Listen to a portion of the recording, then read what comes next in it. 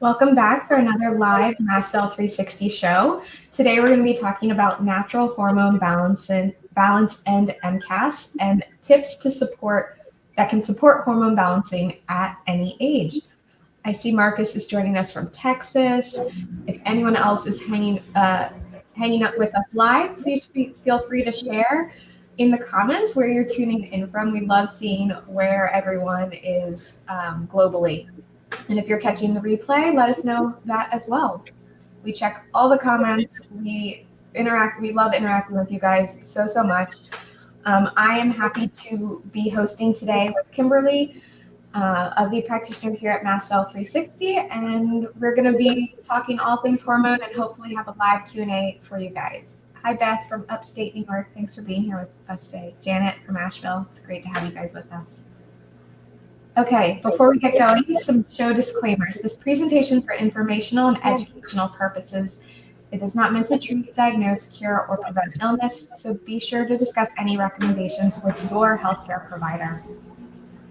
Some links that we share during this presentation or on our website are affiliate links, which means Mast Cell 360 may take a very small commission if you purchase through our links. We only recommend products that we love and use personally or use in Mast Cell 360 clinic. Okay, so today we're going to be talking about hormone basics, and we're going to be going into some lifestyle tips to support that hormone balancing. And if we have time, we'll do a live Q&A, so please be sure to ask your question only one time. Please keep it on the topic of today's show, and please understand that we are unable to answer in-depth personal health questions. Okay, Kimberly, do you want to kick us off? 2 weeks ago, actually, we did cortisol, which is obviously a hormone, one of our stress hormones. But when people think hormones, they typically think those sex hormones first. So why do those matter? Yeah. So our sex hormones matter for so many reasons. So hormones at base are just our chemical messengers that are controlling everything from energy to immunity, right? Which are a lot of symptoms that we see with mast cell, right? Struggles with energy, struggles with immunity. Progesterone, estrogen, and testosterone are your sex hormones. And yes, both sexes have some of all of those. And it's important to be in balance. They are produced primarily in the ovaries, testes, and a little bit in the adrenal glands. Beyond reproduction, right? So we usually think of these as reproductive health, but they also regulate our mood, our metabolism, our bone health, which we see a lot of issues with mast cell, cardiovascular function, and immune response. So the mast cell connection there is fluctuations in any of these, like if you're too high in one and not the other, those imbalances can trigger or calm the mast cells. So it really is about that balancing piece. And at different stages in life, right, they're going to shift. And how can we kind of get things back into balance for where you are? Yeah, so go ahead. Yeah. I was just going to say, so where are they produced? We just talked about having the ovaries or the testes are the primary source of our sex hormones. Adrenal glands are our backup production, especially important during times of stress and menopause and things like that. And fat tissue, right, can be a significant addition of estrogen via the aromatase, which is an enzyme. So just knowing that, that can add to and be a good thing or a bad thing, or make us estrogen dominant if we have more fat tissue. And then the brain, the hypothalamus and the pituitary glands control that signaling of the hormone production. Yeah. So Kimberly mentioned that these hormones are those chemical messengers. So they're sending messages to the brain to say, okay, this is how many hormones we have. Vice versa, the brain is sending signals down to the ovaries, the testes, to produce more of those. And so if there's disruption in that communication at all, we can get dysregulated and therefore have an abundance or a deficiency in certain hormones. So as Kimberly mentioned, there's that mast cell component to the hormones. And this community, our Mast Cell 360, we're always wanting to make that connection for you guys, is that the hormones can either trigger mast cells or calm the mast cells down. And so we can see the triggering of mast cells with a significant drop in estrogen at certain periods of a woman's cycle or later in life through something like perimenopause. These things can also happen when those hormones are dysregulated. And so we may see them, if we see those symptoms, more mast cell symptoms in connection with certain parts of our cycle, that's a good indication that there's a hormonal component. 2 weeks ago, we talked about cortisol, so that chronic stress can deplete the progesterone, and then low testosterone. So like Kimberly said, even women have some testosterone levels.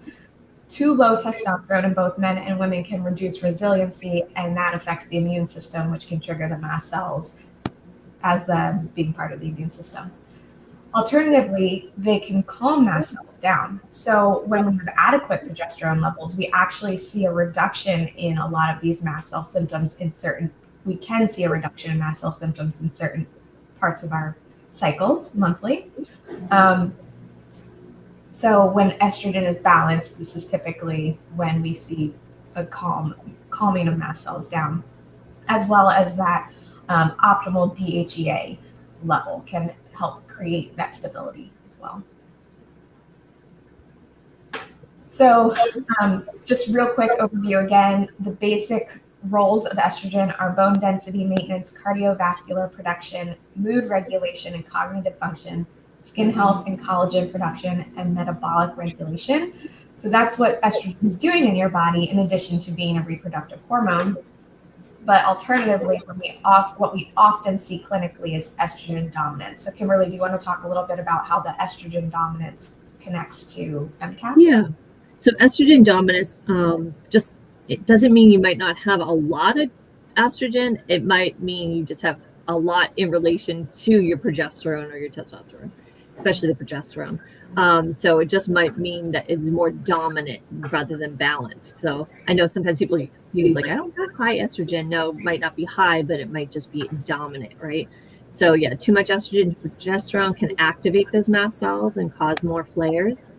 And it's very common during any hormonal shifts. So PMS, perimenopause, while on birth control, we can be more estrogen dominant. And symptoms of estrogen dominance, what that looks like, increased histamine reactions, bloating, mood swings, sleep disruptions, those kinds of things are kind of telling us that estrogen might be overweighing the progesterone piece.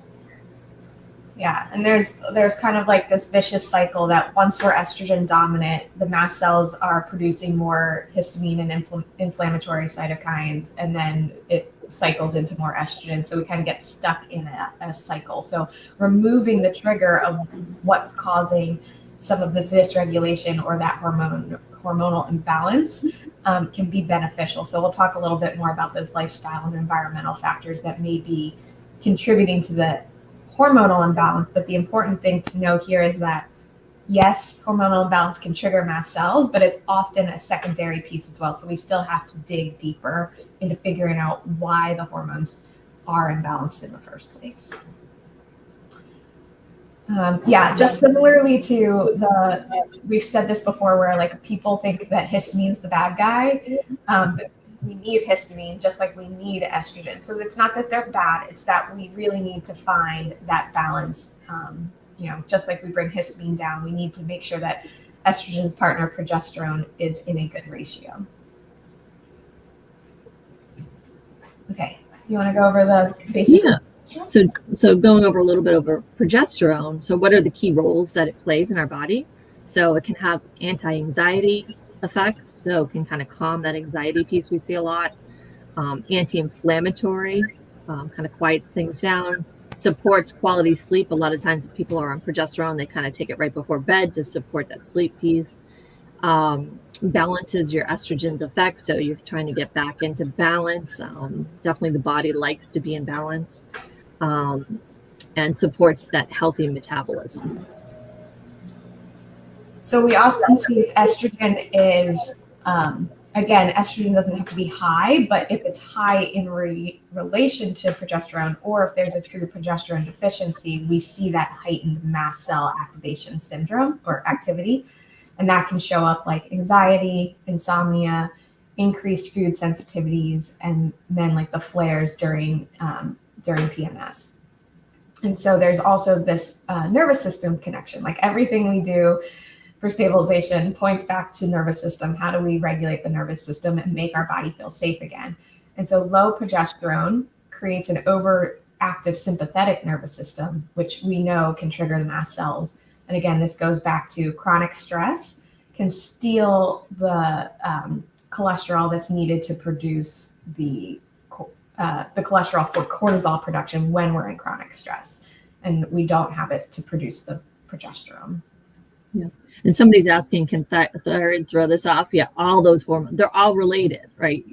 And there's such a delicate balance between all of them that if you throw off one, it can trigger all the other. They just all are interrelated. The thyroid, the cortisol, the stress hormones. I mean, insulin's a hormone, vitamin D is a hormone. You have to think of all these things, and kind of the body's trying to get it back into balance.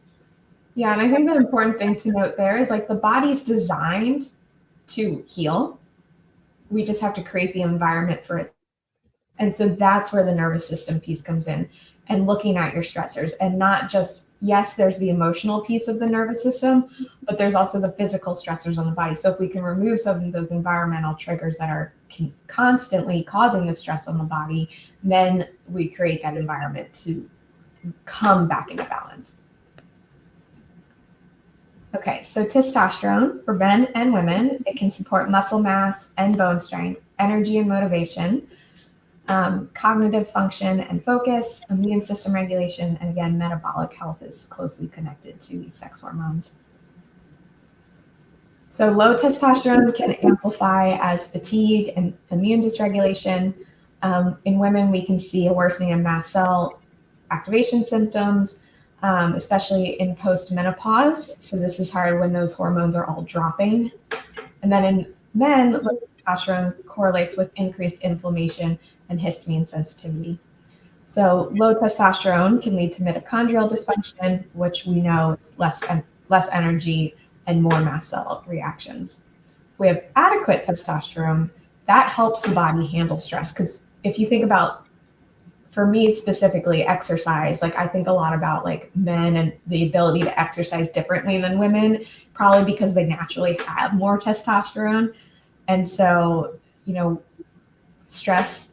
exercise is a stressor. So men can handle the same level of exercise all 28 to 30 days of the month, whereas women, based on their testosterone and other sex hormone levels throughout the month, are not able to handle that same level of stress on the body in that form of exercise. So that's just one way to conceptualize this in a real world example. Do you want to take on DHEA? Yes. So DHEA is what produces all our androgens, which is the testosterone cascade for hormones. So the key role of DHEA, it's a precursor to other sex hormones. It supports that adrenal function, which is so important when we're undergoing stressors like mold and mast cell, anti-aging and neuroprotective effects, immune system modulation, which is really important with mast cell, right? Trying to balance out all the systems trying to balance. Stress resilience is important. And if it's too low, the DHEA, it can cause increased inflammation and poor stress tolerance. And too high can convert to too much estrogen or testosterone. DHEA peaks in our 20s and it declines with age. And with chronic stress can really deplete those DHEA reserves. And sometimes we see that in clients' results when they run like a Dutch test and DHEA might be bottomed out. Yeah, I think like just going back to the idea of chronic stress being a huge trigger is that we biologically didn't evolve to be under chronic stress. Acute stress, yes, that's why we have the sympathetic and parasympathetic nervous system. So we are meant to go into fight or flight when the body needs to truly get away from something. But the idea is that we get grounded and we get back into parasympathetic faster. So just emphasizing that, biologically, we are not meant to be under chronic stress. Okay, so today we wanted to give some tips about what are some things that it doesn't matter age-wise that you can be doing to support your hormones, because we know that there are differences in hormones at different stages of your life. So, all of this kind of really ramps up during puberty. So it really starts when you're in that 11 to 14 years old. It seems to be getting younger and younger though, because I think there's a lot of estrogen disrupting or endocrine disrupting chemicals in our environment.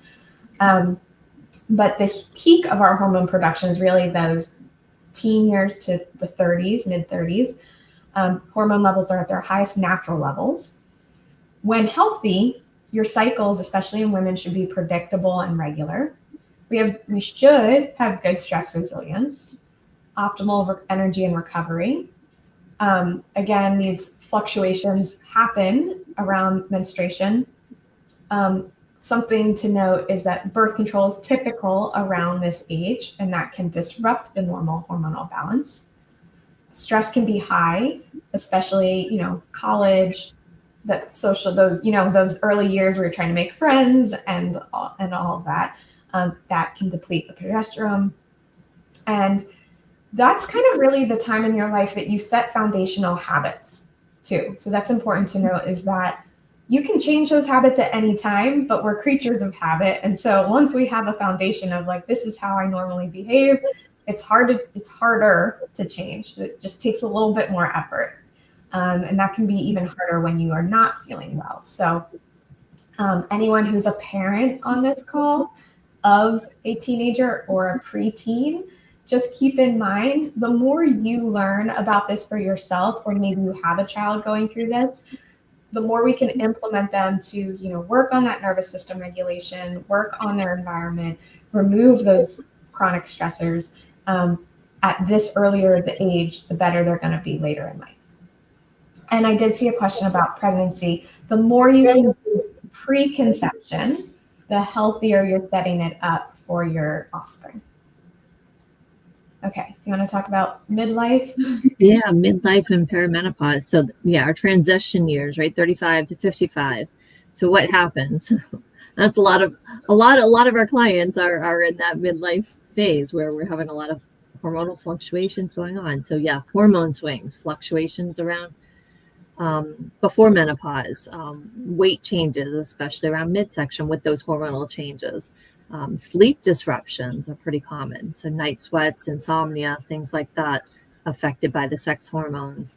And then mood changes for sure, more anxiety, depression, irritability, right? And not that stability and balance that you're looking for during that transition period. And then menopause and beyond. So postmenopause and andropause, so 55 plus, we're looking at low hormone levels. So it is more steady, but it's at a low level. So you might be missing what you need. Bone density concerns, right? I know Beth always said to me, your hormones, you might, as frustrating as it can be when they fluctuate to month, it is a little bit of fountain of youth for us. So when we lose those, we start to see that. Cardiovascular changes, brain fog and memory issues, and then metabolic changes for sure. So today we're going to look at 3 main hormonal supports. So nutrition is key, lifestyle. Where are there things in your life that you can do to improve or remove things that may be causing part of the issue of imbalanced hormones? And then we can't underestimate sleep. Sleep is foundational. And I know with hormonal imbalances, sleep is often affected. And so what can we do to optimize that sleep? So these are just basic guidelines. And then where we can customize this and tailor this is working with an individual practitioner who can see your case, because often there's guidelines, but then in this community, we see so many food sensitivities and different pieces that would require tailoring it to you as an individual. But at the top of it is if you can do a low histamine diet, that's going to reduce that histamine load on your body and bring that inflammation down. That can help you get better sleep, which can contribute to better balanced hormones, right? Healthy fats. So hormones are actually made from cholesterol. It's a misconception that we need to go on a low cholesterol diet to support cardiovascular health, but we know now that healthy fats can actually support hormone balancing. It can also help keep you fuller longer, so you're eating less sugar, things like that. Quality protein can support neurotransmitter and hormone production as well. Fiber-rich foods can help eliminate excess hormones, so specifically that high estrogen. When we have good fiber in our diet, we can eliminate some of those excess hormones. And then, of course, anti-inflammatory foods can help with overall inflammation. So at the bottom of the at the bottom of the slide, you'll see that we have our low histamine food list. If you currently aren't eating low histamine, this could be a great place to start. I noticed that because of the histamine and estrogen connection, I noticed that when I went low histamine, my monthly migraine, I got one migraine a month right before I ovulated with that really steep increase in estrogen. By doing low histamine, that alone went away. So for me, I was able to see that connection. Kimberly, do you have anything to add before we go into a little bit more detail? Yeah. And sometimes we think of food as food. So, yes, eating healthy and all those things, but also we aren't just what we're eating, it's also what we digest, absorb, and all that too. So sometimes you're making sure you're working on that digestion piece. If you're not breaking down your foods well, using enzymes and things like that, which can be a challenge as we get older, but also if you're affected by mold, because the mold colonization. The other thing is those fats are so important for our cell membranes to rebuild and have really solid cell membranes. So thinking healthy fats, and then those quality proteins give us the amino acids we need to rebuild everything and support detox. So nutrition, I know sometimes people are like, oh, I just went low histamine, but also thinking big picture, am I getting enough of everything that I can tolerate? And I know tolerance becomes an issue for a lot of people too, depending on, it can put us in a spot. So really, working on that to try to improve tolerance so you can get better nutrition on to support your detox and support your hormones. Yeah, so just keeping in mind, working with your safe foods while focusing on that nutrient density piece. So like if you can only tolerate chicken and, one vegetable, I don't know, cabbage, right? And olive oil, maybe like making sure that you're eating enough of the chicken and the olive oil to get those proteins and fats. And so some people often, or maybe you also tolerate oatmeal, but then you find out that you're oxalate intolerant, like oxalate sensitive. And so instead of the oatmeal, having chicken for breakfast, it's kind of, you have to rework the mindset around what breakfast looks like. I often tell people in our home, occasionally it's breakfast for dinner when I don't have a lot of time, and eggs are really quick and easy to cook. But I tell people it's like flip that around and say dinner for breakfast. So it's like if you can eat your dinner leftovers for breakfast, that's actually one of the most important meals of the day to stabilize your blood sugar and feel fuller. And eating early enough in the day, right? Eat within an hour of waking up. That can make your adrenals feel safer. And so now we're producing less of the stress hormones, so we have more of the resources for the sex hormones. So creating a balanced meal whenever possible. Other little things that may seem insignificant, but eating at the same time every day. So I know that this is hard, especially in this community, if you don't feel great in the mornings, and maybe you start your day around 11, but eating at the same time to let your body know that food is coming can be helpful. And then for the digestion piece, right, as Kimberly was saying, we're only as healthy as, or we're what we digest. It's not just what we eat, but it's what we digest and absorb. And so to support digestion, if we can stop eating 3 hours before bed, that frees up more resources for the repair aspect of restful sleep. Anything to add, Kimberly? No, I think that covers it. Okay, so what are some lifestyle things that people can start doing? Yeah, so this, for sure, the stress management piece, right? The nervous system, right? Coming back to that nervous system piece. So prioritizing nervous system supports, having routine practices. If you don't have a practice now, starting a practice can be really small, and you can add to it to support both vagal and limbic system. And then also setting those healthy boundaries is huge too. If you're someone who's always saying yes to everything, trying to practice saying a little bit of no, so that you can focus on yourself and not always be taking care of others, which I know is difficult if you've got young ones, but I'm talking more for those you're not responsible for. Mm-hmm. Nature exposure, huge, reduces cortisol naturally. So getting outside daily, even year round, no matter where you live, even if it's just for a few minutes, but getting that natural sunlight, ideally grounding in, a natural, could be just bare feet on grass, that kind of thing, just kind of really reconnecting with the earth, because we create these bubbles that we live in with unnatural light and unnatural air, and all these things can affect our biology. So the more that we can kind of get outside and get that nature is important. Movement is big. So it doesn't have to be huge. I don't like to say exercise, because sometimes people are like, oh, I have to do a 30-minute. No, start where you are. It could be, walking, 1 block or something like that, or even less if it is, and then just consistently doing that and growing on that.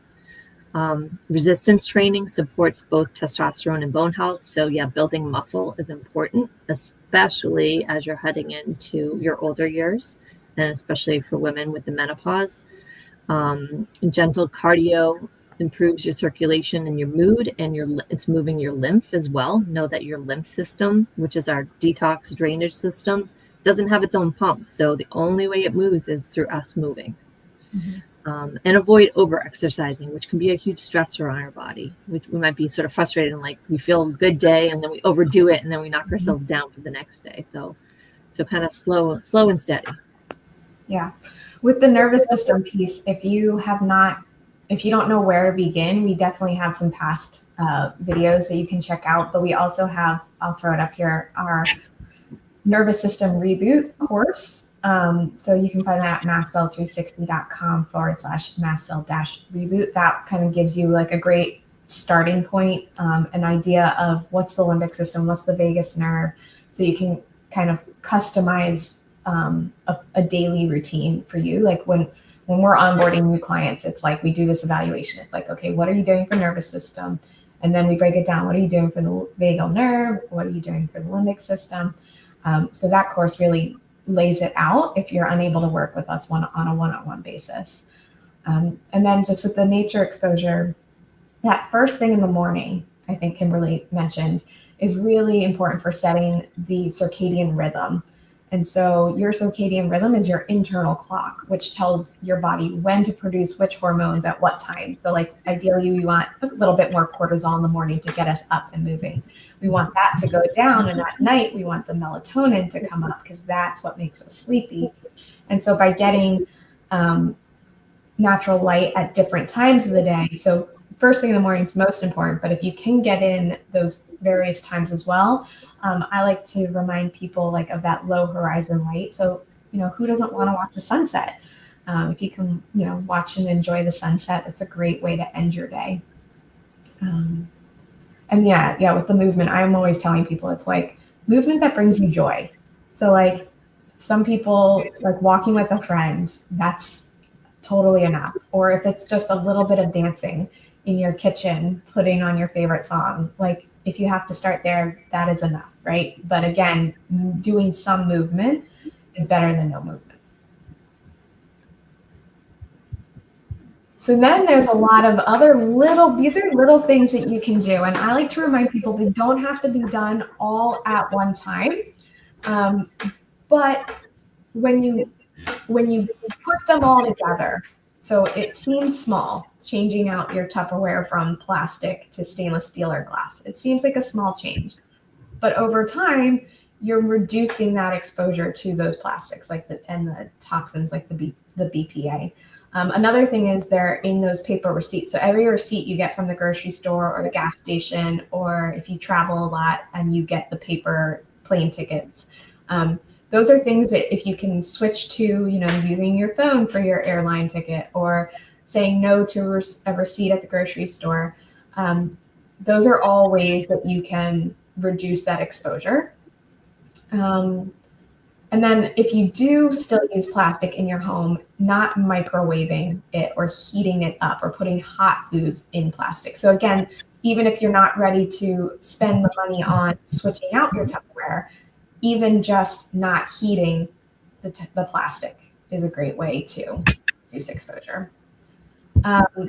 Endocrine disrupting chemicals like chemical fragrance or synthetic fragrance and phthalates are often found in conventional cleaning and beauty products. So like your Clorox, your Windex, pretty much all conventional makeup that you're finding at the drugstores, shampoos, conditioners, body washes. If it has an artificial fragrance in it, it contains phthalates, which can be a hormone disruptor. So looking for essential oil-based, I like to email companies before I buy if it has fragrance on there, but they're like saying that there's no phthalates. I like to call and be like, what is your fragrance? Like find out, be empowered to find out what's actually in the products that you're buying, because you're voting with your dollars. You are telling the companies what you actually want in there. And so often I like to prioritize one thing as you run out. So it's like if you currently are using drugstore shampoo, can you switch that out when you run out versus, maybe you still have you just bought a new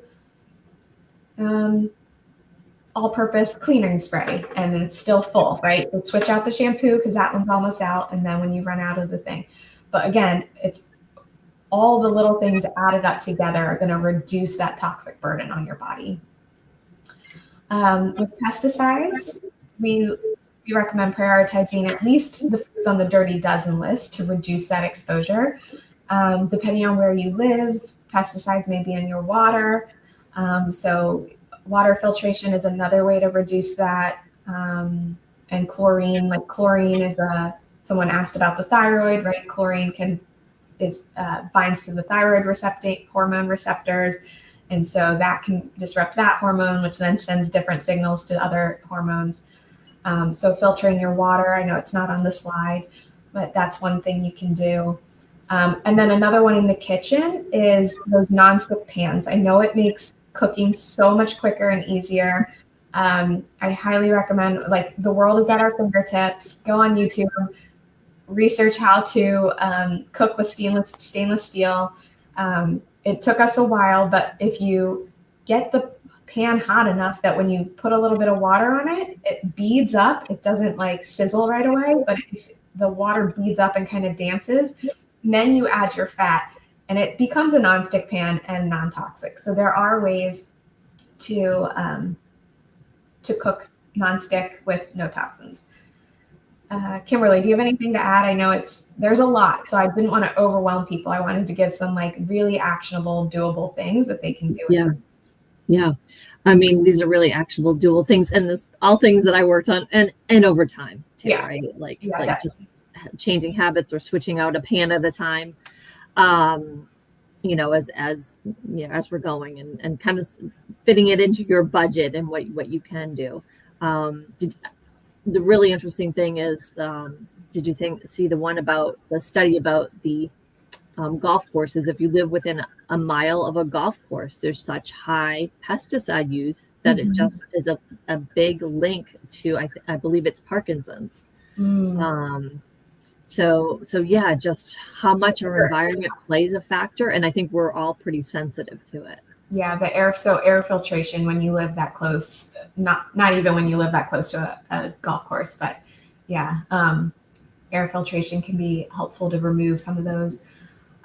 Looking in yard, or like if you have kids, or even if you don't have kids and you like to walk at a park or something, if you're looking at the grass and you don't see like any dandelions, then it's like a good indicator that they're probably spraying something. So like when we talk about grounding, it's like, can you find a place with like lots of weeds and wildflower type or like dandelions to ground in versus, walking on that pristine lawn to ground. Okay.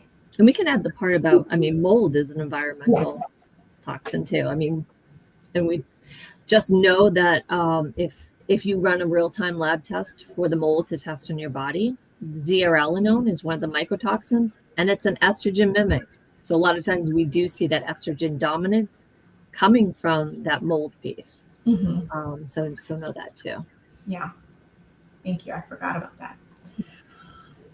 Okay, so sleep. So why does sleep matter? Our growth hormone is released during sleep. Cortisol regulation depends on healthy sleep-wake cycles. Melatonin production, like I mentioned earlier, is set by that circadian rhythm.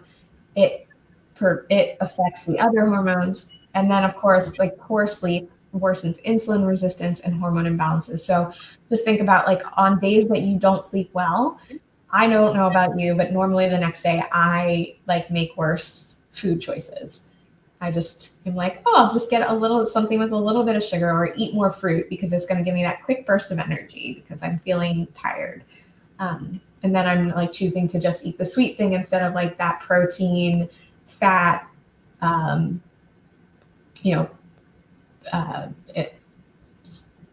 like having brain fog. Like the word that I'm trying to say is not coming to my mouth. But yeah, I'm not balancing the hormones or the blood sugar with the fat and the protein. I'm just going for that naked carb is kind of what I grab. So again, that mast cell and sleep connection. So histamine peaks in the middle of the night, which can disrupt sleep. We often see that, between 2 and 4 or 1 and 3 wake up for most people. And then again, poor sleep can increase our mast cell reactivity the next day. And progesterone deficiency can show up as sleep problems first. So that if you're having sleep problems and you go and do a Dutch test and progesterone's low, you know that piece is, that can be a piece for you. Okay. Kimberly. Yeah. So some natural sleep support. So consistent bedtime, consistency is the key. Especially for those of us with mast cell and our body's looking for that safety piece. So the more we can be consistent with our bedtime, definitely before midnight. I had a client, he was going to bed at like 2 or 3 a.m. staying up on his phone, but he's like, but I get 8 hours. And I'm like, no, like around midnight is when your body starts detoxing and going into all those phases. And I feel like you'd miss out on a lot of deep sleep and some of those earlier cycles if you're not asleep by midnight. So definitely by midnight, 10 would be even better. Yeah. And if you're looking to get that early morning sun, a lot of like, I kind of pay attention to my dog. My dog goes to bed shortly after sunset. You see her starting to sleep, even if it's on the couch, or she starts going upstairs. So, follow the animals and kind of, following that natural circadian rhythm, going to sleep not too long after sunset, so that we're getting our sleep and getting up a little bit earlier if we can. So cool. Think cave-like, cool, dark sleeping environment. I measure my sleep, and it's definitely always better when it's cold and dark. That's when we sleep deeper. Morning light exposure can set your circadian rhythm. And so it's not just looking out the window. Ideally, it would be stepping outside to just get the light in your eyes. And some people can only do what you can do if you're, bed bound or something like that. But yeah, getting that early morning light, letting your body signal that it's now daytime and just sort of switch things over. Sit next to a window, like if you're having trouble with movement, like sitting next to the window and opening the glass piece for like at least 5 minutes in the morning. Yep. Limit the blue light. So limiting screen time, right? At, this is 1 to 2, at least, yeah, at least 1 to 2 hours before bed. I actually have a pair of orange glasses. Once the sun sets is when I put them on if I'm using screens at all. If I'm still working on reports or using my computer or my phone, I put those on. Just kind of limits the blue light into your eyes. Definitely keeping the TV out of your bedroom if you can. It's going to help with sleep and less tempting. Though we have screens everywhere now. It comes into the bed with you easily, so you have to be careful with that. Reducing EMF exposure. So simple things that you can do is putting your phone and maybe in your bathroom instead to charge, that you could still hear it if somebody had to reach you. But it's reducing being near that EMF exposure. Some people also turn off the Wi-Fi overnight. Inexpensive to do. Put it on a light timer. Keeping your bed and bedroom for sleep. Maybe reading in a chair or on the couch or something like that, and then going up to bed. So you're really focusing, and your body knows when you're in bed, you're sleeping. Yeah, signaling that's what happens in this. I know you mentioned the where the detox and the repair is happening during sleep. When I got my Oura Ring, it showed that I only get deep sleep before 2 a.m. Yeah. It doesn't matter what time I go to bed. I will just hurt my deep sleep if I don't go to bed. If you go to bed too late, you miss out on cycles of that deep sleep. Yeah. It's like being a shift worker, which a lot of them have hormone imbalances, and so don't make yourself a shift worker when you don't actually work a night shift. Have to be, right? Yeah, don't create that. Okay, so action steps. Track your patterns. So are your symptoms related to certain times of the month, especially if you're female? This can indicate that there really is a hormonal piece. So we have our symptoms. For women, we have our menstrual cycles, we have our sleep patterns, we have our stress, right? So when are these things coming up? And just know, with that, there may be some connection to the hormone piece. Optimize the basics. So think about it: nutrition, sleep, stress. Those are your basics as a human that you should be working on. If we think about getting back to how we biologically evolved, we were living outside, hunting for our food. We would eat during daylight, sleep when it was dark, right? And again, we didn't have a ton of stress. So acute stress is okay, but learn some tools to get yourself back into balance. And then listen to your gut instincts. So a lot of times we'll see labs being normal. So if they're just checking estrogen and the estrogen's in line, but then maybe your they didn't test progesterone, right? Or your thyroid hormones are normal. And we're not going into thyroid in detail today, but often we hear this in our community. It's well, my labs are normal, but I don't feel normal. So listen to your gut instincts and find a provider who understands the MCAS hormone connection. So if you're not familiar, we do have a remote health consulting clinic. We have a few tiers of how you can work with us. So I'll just throw up our application. You can learn more at mastcell360.com/application. And then just remember that those small, like Kimberly said, consistency is key here. I think that should be our leaving advice for today. Consistency is key. So it doesn't have to be large changes all at once, but small changes over time. Creating those new habits is going to ultimately create better lifestyle and more hormone balancing.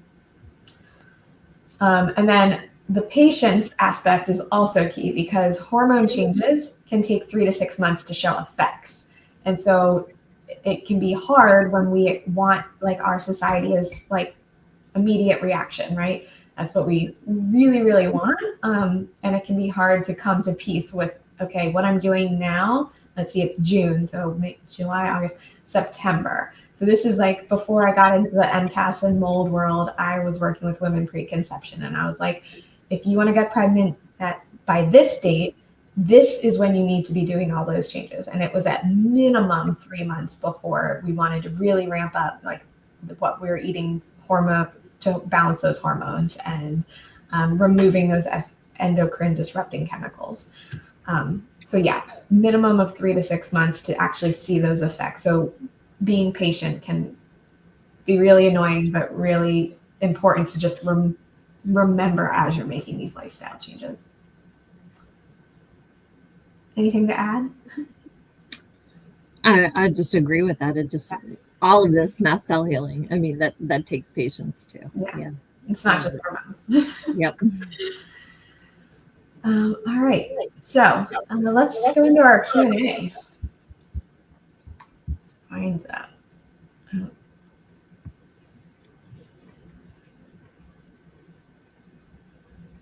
Okay. So Carlos is asking, what about pregnancy and MCAS? I'm not quite sure what you're asking, but specifically I can share my personal experience is that I actually had I felt amazing during pregnancy because the placenta actually produces DAO, which is the enzyme in the body that degrades histamine.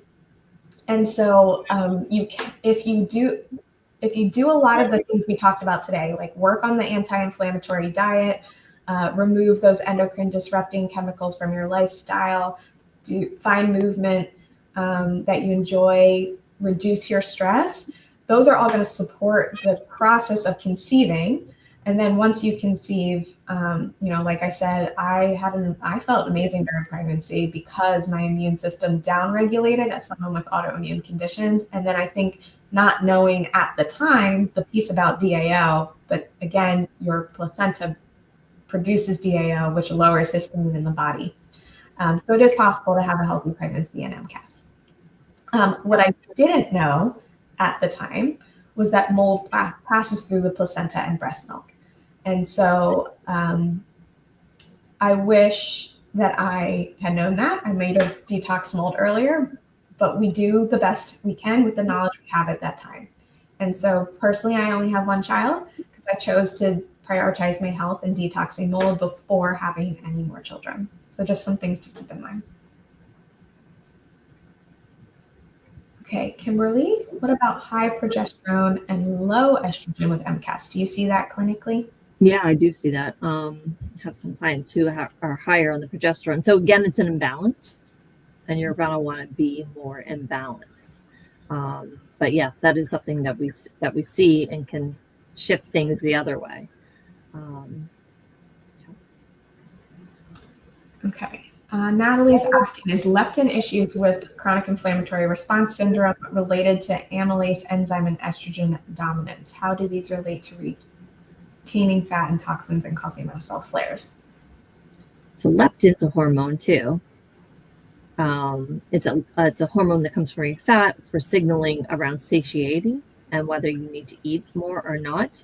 I see leptin can be very tied to insulin resistant issues. They're often tied together. Yes, the body does store toxins in fat, and I do think with mold, it tends to upregulate that storage to protect us. Mm-hmm. It can be challenging, and if we've had high cortisol all along, it can lead to some insulin resistance, and then there can be leptin resistance as well. And if we have the extra weight, so do I know if it's tied? I don't know if it's tied to the amylase and the estrogen dominance, but I see it as tied to, usually tied to insulin resistance. Yeah, and the storage of the retaining of fat, because those are fat soluble biotoxins, and your body is designed to keep you safe. And so often when we have mold toxicity, we think the body's not working as it should, but it's a safety mechanism. And so we have to again support the body to get back into balance to be able to safely detox the toxins. Yeah, you don't want to lose weight fast. Mm-hmm.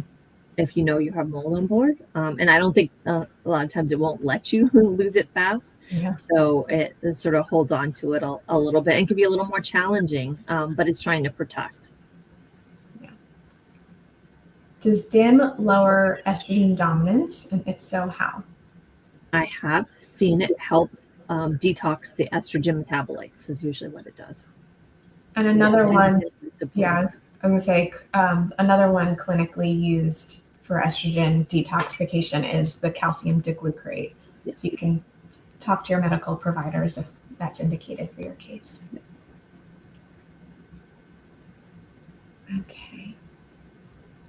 So Chris is asking, is there comprehensive, affordable testing? So we shared a little bit more about this 2 weeks ago. Clinically, we use the Dutch test, which is dried urine. Can't remember. Dried urine. Total complete hormone or something like that. Yeah. I always thought it had something to do with the country.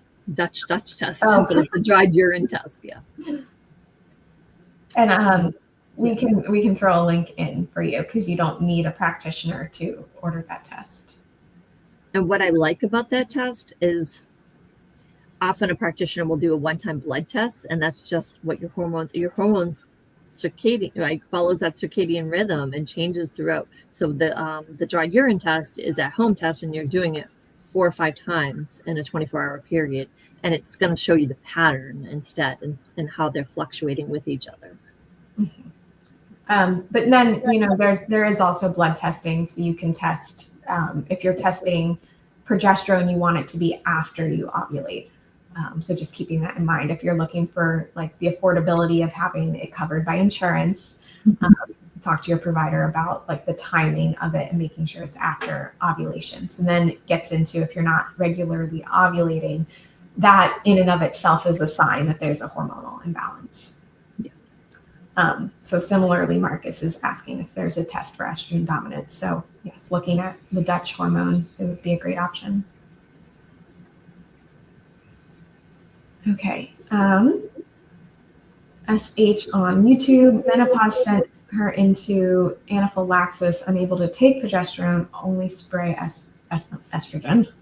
Thoughts. So again, we can't answer this for you specifically, but generally speaking.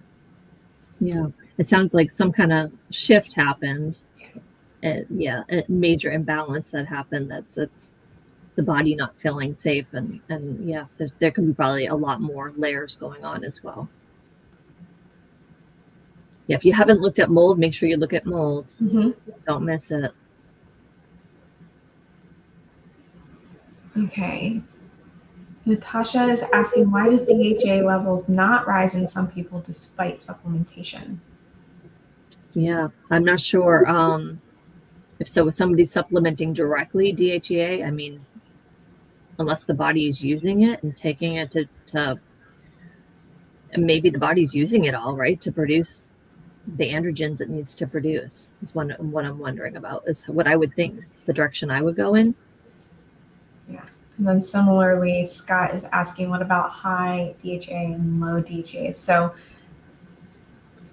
it's an imbalance. Yeah. If you have high or low, and it's not the optimal range for your age group or your gender, then you want to explore what is keeping that from being optimal. Yeah. So low could be, if you don't have the components to feed into it, right? Like progesterone and things like that, or enough cholesterol and things like that, or is it being gone into production of other hormones, or is your body producing cortisol instead? So there can be a lot of different things. So LT is in the house. Every GYN office ignores the endocrine disrupting products they're using. Disinfectant and Febreze. I was told I was lying, dismiss, and ignore. So what I have to say about that is you,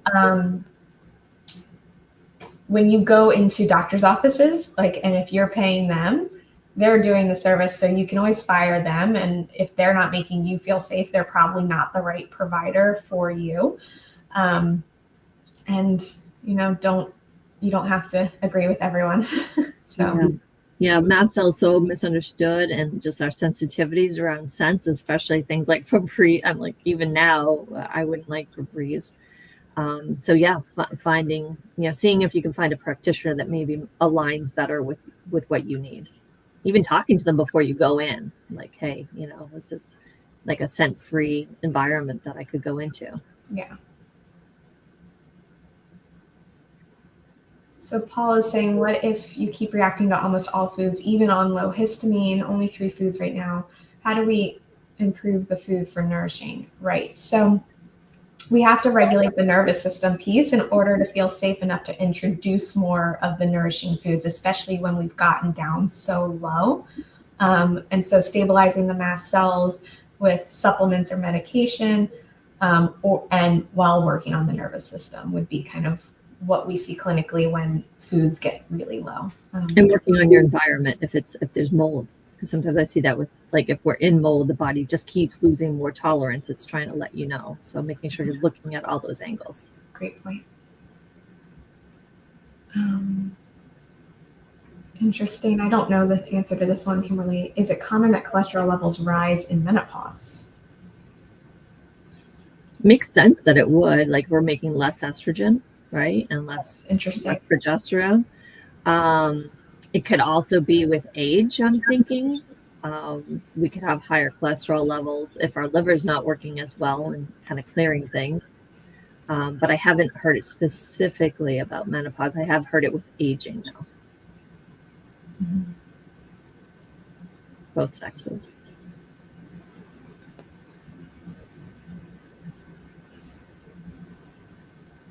Okay, Sheila's saying, or sorry, Sherry is saying she's been on low histamine for 6 years, mast cell and alpha gal, which makes getting some nourishing protein harder. Fume reactions, can't go to church anymore. Doctor's offices, no luck. Can you recommend what? She's doing mast cell. So she's doing the nervous system piece. Yeah. What about the mold piece? Right. Yeah, if you haven't looked at mold, make sure you're looking at the mold piece. In 3 years of being a practitioner, and hundreds of people have not seen somebody didn't have a mold piece past or present. So know that it could be a past exposure that could be still with you in the form of mycotoxins or in terms of colonization.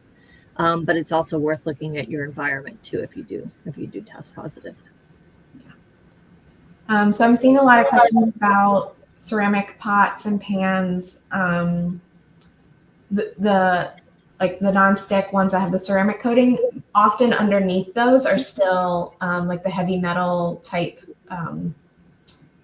materials. And so if that coating gets scratched at all, just know that when you heat that pan, you'll be exposed to what's underneath. And so you want to either take really, really good care to, I'll just put that up there for Zach marking the timing of these questions.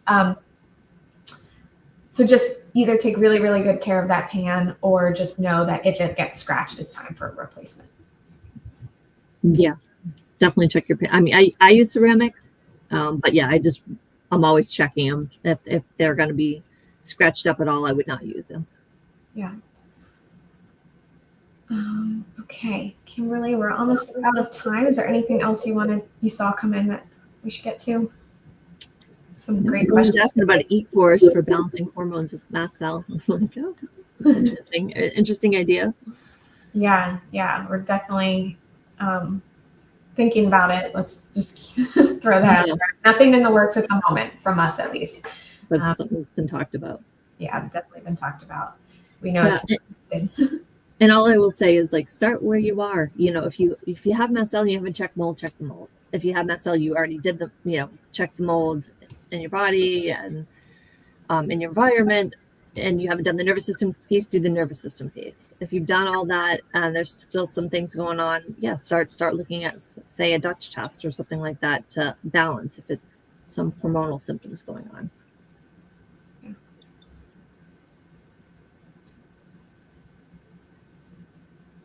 All right, guys. So thanks for being here with us today. Just a reminder that we do have 2 tiers of clients if you are interested in working with a Mast Cell 360 practitioner. The foundational tier is our strategy sessions. This is like a one-time, it doesn't have to be one time. You can come and do them as many times as you need, but it would be working with a health coach, so either myself or Cam, our other health coach here at Mast Cell 360.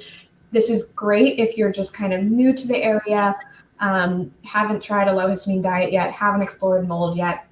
But if you are looking more into the in-depth hormonal piece, that's a little bit further down the line as far as our order of operations, and ordering something like the Dutch test and having it interpreted would be with a lead practitioner such as Kimberly or our other practitioner, Alex. So you'd want to apply for the advanced track there. So again, at the bottom of the screen, you can see mastcell360.com/application. And that is how you can apply to work with us. All right, Kimberly, do you have any last remarks? Just keep going, right? Figure out what's the next piece for you. What's the next step for you? Who are you, and what is your, what's getting in your way, and what have you not uncovered? And just stay curious. Yeah. Consistency is key. Just one little change at a time, and all those little changes add up to big change. All right, guys, thanks so much for being with us. We'll see you next time.